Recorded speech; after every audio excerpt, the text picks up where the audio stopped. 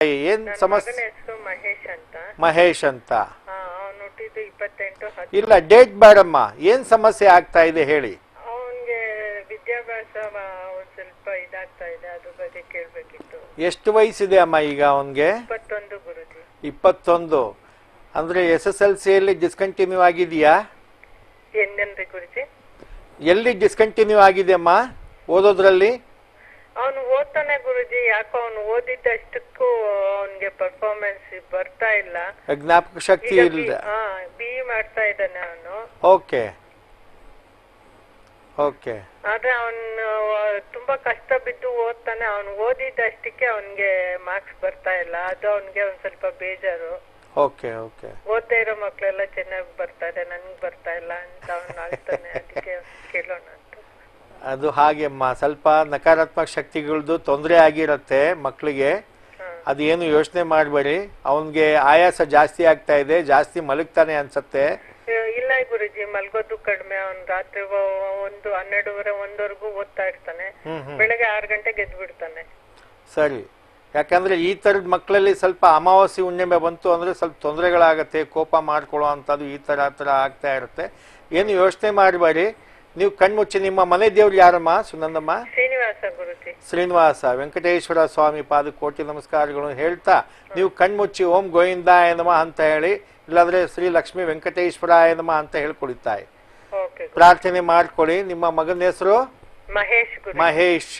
ಕಣ್ಮುಚ್ಚಿ ಪ್ರಾರ್ಥನೆ ಮಾಡ್ಕೊಡಿತಾಯಿ. ಜೋರಾಗಿ ಹೇಳಿ, ಶ್ರೀ ಲಕ್ಷ್ಮೀ ವೆಂಕಟೇಶ್ವರಾಯ ನಮಃ ಅಂತ ಹೇಳ್ಕೊಡಿತಾಯಿ.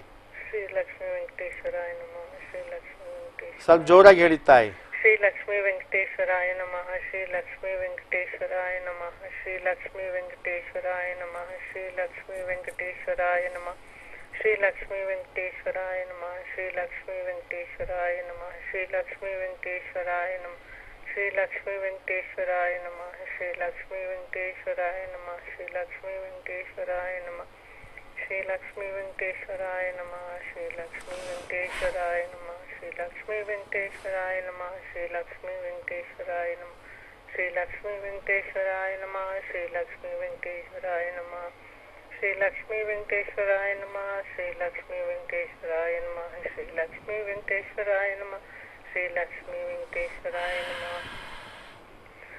ಸುನಂದಮ್ಮ, ಸುನಂದಮ್ಮ ಕಣ್ಮುಚ್ಚಿರ್ಲಿಮ್ಮ, ಕಣ್ಮುಚ್ಚಿರ್ಲಿ. ಮೈಯೆಲ್ಲ ಹಗುರವಾಗಿದೆ ತಾಯಿ ಈಗ?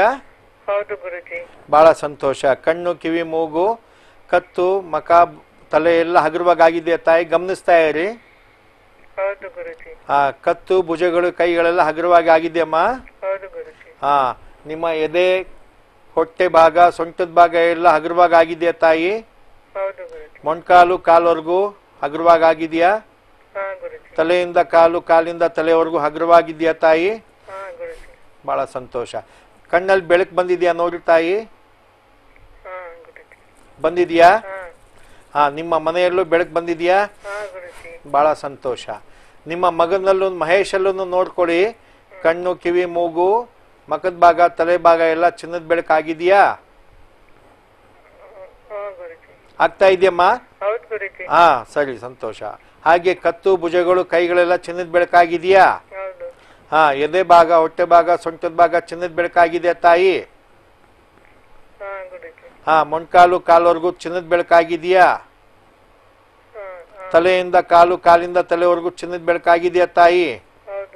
ಬಹಳ ಸಂತೋಷ. ನಿಮ್ಮ ಮನೆ ದೇವ್ರು ಕಾಣಿಸ್ತಾ ಇದಾರ ನೋಡಿ, ಲಕ್ಷ್ಮೀ ವೆಂಕಟೇಶ್ವರ ಸ್ವಾಮಿ ಕಾಣಿಸ್ತಾ ಇದಾರಮ್ಮ? ಬಹಳ ಸಂತೋಷ ತಾಯಿ, ಬಹಳ ಸಂತೋಷ. ಅವರ ಪಾದಗಳಿಗೆ ನನ್ನ ಕೋಟಿ ಕೋಟಿ ನಮಸ್ಕಾರಗಳು. ಇನ್ನು ಮೇಲೆ ಯಾವುದು ಏನು ತೊಂದರೆ ಆಗಲ್ಲ. ಇದನ್ನ ನೀವು ತಾಯಿಯಾಗಿ ಪ್ರತಿದಿನ ನಿಮ್ಮ ಮಗನಿಗೆ ಏನು ಹೇಳಕ್ ಹೋಗ್ಬೇಡಿ. ಏನಮ್ಮ, ನೀವು ಮನೇಲಿ ಕುತ್ಕೊಂಡು ಬೆಳಿಗ್ಗೆ ಸಾಯಂಕಾಲ ಇದೇ ರೀತಿ ಅವನಲ್ಲಿ ಚಿನ್ನದ ಬೆಳಕನ್ನು ನೋಡ್ಕೊಳ್ಳಿ, ನಿಮ್ಮಲ್ಲಿ ಚಿನ್ನದ ಬೆಳಕನ್ನು ನೋಡ್ಕೊಳ್ಳಿ, ನಿಮ್ಮ ಮನೆಯಲ್ಲಿ ಚಿನ್ನದ ಬೆಳಕನ್ನು ನೋಡ್ಕೊಳ್ಳಿ. ಮತ್ತೆ ನಿಮ್ಮ ಮನೆಯಲ್ಲಿ ಯಾವಾಗ್ಲೂ ಲಕ್ಷ್ಮೀ ವೆಂಕಟೇಶ್ವರ ಸ್ವಾಮಿ ಕಾಣಿಸ್ಕೋಬೇಕು. ಏನಮ್ಮ ಸುನಂದಮ್ಮ, ಇದು ಆಶೀರ್ವಾದ ನಿಮ್ಗೆ ಆಗಿದೆ ತಾಯಿ. ಇನ್ನು ಮೇಲೆ ನಿಮ್ಮ ಮಗನ ಬಗ್ಗೆ ಯಾರಿಗೂ ಏನು ಕಂಪ್ಲೇಂಟ್ ಹೇಳಕ್ ಹೋಗ್ಬೇಡಿ. ಓಕೆಮ್ಮ? ಅವನು ಓದ್ತಾ ಇದ್ದಾನೆ, ಅವ್ನು ಪಾಸ್ ಆಗ್ತಾ ಇದ್ದಾನೆ ಅಂದ್ಕೊಳ್ಳಿ, ಅವ್ನು ಪಾಸ್ ಆಗಿರ್ತಾನೆ. ಇದನ್ನ ನೀವು ಅವನಲ್ಲಿ ಚಿನ್ನದ ಬೆಳಕನ್ನು ನೋಡ್ತಾ ಇರಿ, ಅಷ್ಟೇ ಸಾಕು. ಏನಮ್ಮ, ಇದು ಒಂದು ಬಹಳ ಬಹಳ ವಿಶೇಷವಾದ ಶಕ್ತಿ ಅಲ್ಲಿ ಬಂದಿರತ್ತೆ. ಅವನಲ್ಲಿ ಆ ಜ್ಞಾಪಕ ಶಕ್ತಿ ಬಂದಿರತ್ತೆ. ಅವನಲ್ಲಿ ಏನಾದ್ರೂ ನಕಾರಾತ್ಮಕ ಶಕ್ತಿಗಳು ಇತ್ತು ಅಂದ್ರೆ ಅದು ಹೋಗ್ಬಿಟ್ಟಿರತ್ತೆ ತಾಯಿ, ಯಾವುದು ಇರಲ್ಲ. ಅವನ್ಗೆ ಚೆನ್ನಾಗಿ ಪರ್ಫಾರ್ಮೆನ್ಸ್ ಮಾಡ್ತಾನೆ, ಒಳ್ಳೇದಾಗತ್ತೆ, ಯಾವುದು ಏನು ಇನ್ಮೇಲಿಂದ ತೊಂದರೆ ಆಗಲ್ಲ ತಾಯಿ. ಇದು ನೀವು ಮಾಡಬೇಕಾಗಿರೋದು ಪ್ರತಿದಿನ ಬೆಳಿಗ್ಗೆ, ಮಧ್ಯಾಹ್ನ, ರಾತ್ರಿ, ಸಾಯಂಕಾಲ ಪುರ್ಸತ್ತಾಗಿದ್ದಾಗ ನೀವು ನಿಮ್ಮ ಮನೆಯವ್ರಿಗೆ, ನಿಮ್ಮ ಮನೆಗೆ ಯಾರ್ಯಾರ ಬಗ್ಗೆ ನೀವು ಹೇಳ್ಕೊಂತೀರೋ, ನಿಮ್ಮ ಸ್ನೇಹಿತರಲ್ಲಿ ಆರೋಗ್ಯ ಸರಿಯಾಗಿಲ್ದಿದ್ರೂ ನೀವು ಅವ್ರ ಬಗ್ಗೆ ಇದನ್ನ ಕುತ್ಕೊಂಡು ಅವರಲ್ಲಿ ಚಿನ್ನದ ಬೆಳಕಿದೆಯಾ ನೋಡ್ಕೊಳ್ಳಿ, ಚಿನ್ನದ ಬೆಳಕು ಬರೋ ಹಾಗೆ ಪ್ರಾರ್ಥನೆ ಮಾಡ್ಕೊಳ್ಳಿ. ಏನಮ್ಮ, ಇದಕ್ಕೆ ನಿಮ್ಮ ಮನೆ ದೇವರುಗಳು ನಿಸ್ವಾರ್ಥವಾಗಿ ಸೇವೆ ಮಾಡೋದ್ರಿಂದ ನಿಮ್ಮ ಮನೆ ದೇವಿ ದೇವತೆಗಳು ಕಾಣಿಸ್ಕೊಂಡು ನಿಮ್ಮ ಹೇಳಿದಂತ ವ್ಯಕ್ತಿಗೆ ಆರೋಗ್ಯ ಸಿಗತ್ತೆ, ಒಳ್ಳೇದಾಗತ್ತೆ ತಾಯಿ. ಬೇಕಾದಷ್ಟು ನಿಮ್ಗೆ ಇವಾಗ ಹೇಳ್ಕೊಟ್ಟಿದ್ದೀನಿ.